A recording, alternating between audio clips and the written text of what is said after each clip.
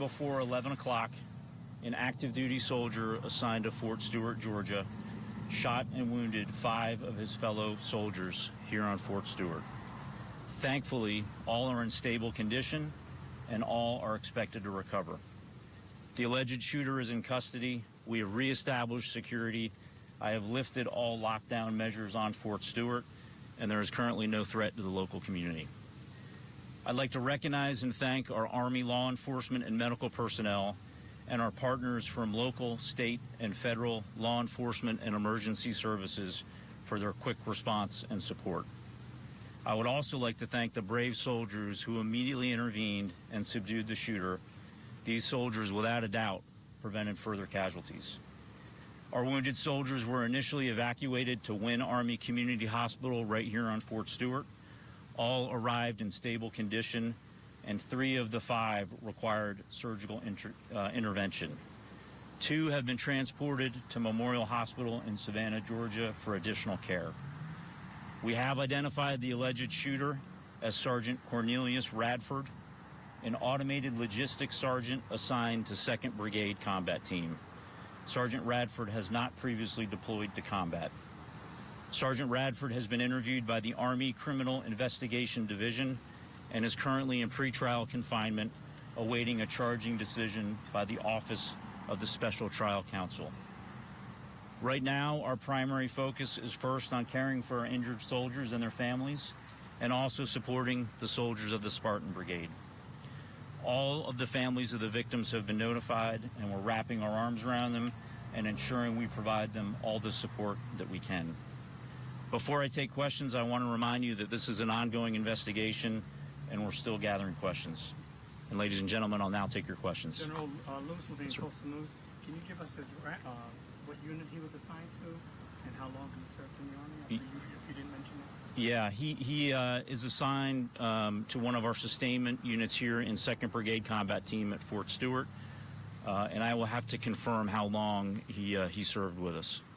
Yes, sir. Responding with the Associated Press, as best you can, knowing it's still early, can you walk us through where this happened, what happened in the shooting, and were the victims subordinates to the sergeants, or were they people over him in rank? Yeah, right now it's premature, and we're gathering a lot of the information. What we know is this soldier, the shooting occurred at the soldier's place of work. It did involve his co-workers. We're still not certain about the motivations, but again, he's been interviewed by Army investigators, and we believe we'll gain more information here shortly. Yes, ma'am.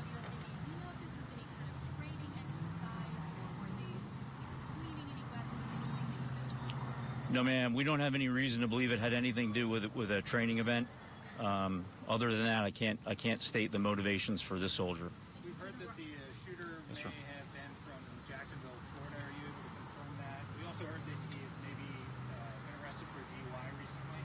Yeah, at this point, I can't confirm where he's from. We can follow up on that. I do believe he was arrested locally for a DUI. That was unknown to his chain of command until the event occurred, and we started looking into the law enforcement databases. Robin, now from the current, can you tell us whether or not that was a military weapon or whether this was a personal weapon that the person brought on base? Yes, ma'am. I can confirm it was not a military weapon, and we believe it was a personal handgun. Yes, sir.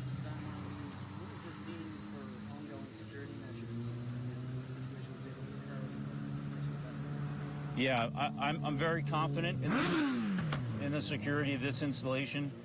We've got a great partnership with local law enforcement. As you can see here at our gates, we have armed guards in protective equipment. This one's a bit difficult, and we're going to have to determine how he was able to get a handgun to his place of duty. Alicia News for Jack. Has the suspect had any prior disciplinary or behavioral issues on base? No, ma'am, not that we're aware of. But again, it's early in the investigation, but not that I'm currently aware of.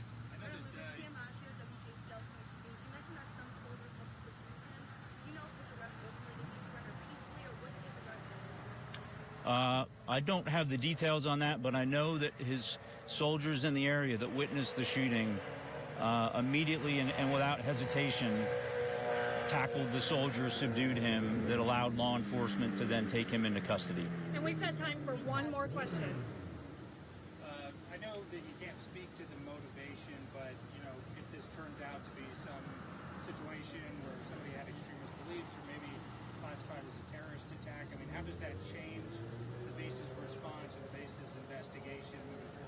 Yeah, currently we have no reason to believe any of that is the case. However, we continuously assess the threat environment, both in the immediate area and across our Army and DoD installations, and we will address the threat level accordingly. Do you have the rank of the shooter? Yes, sir. He was a sergeant.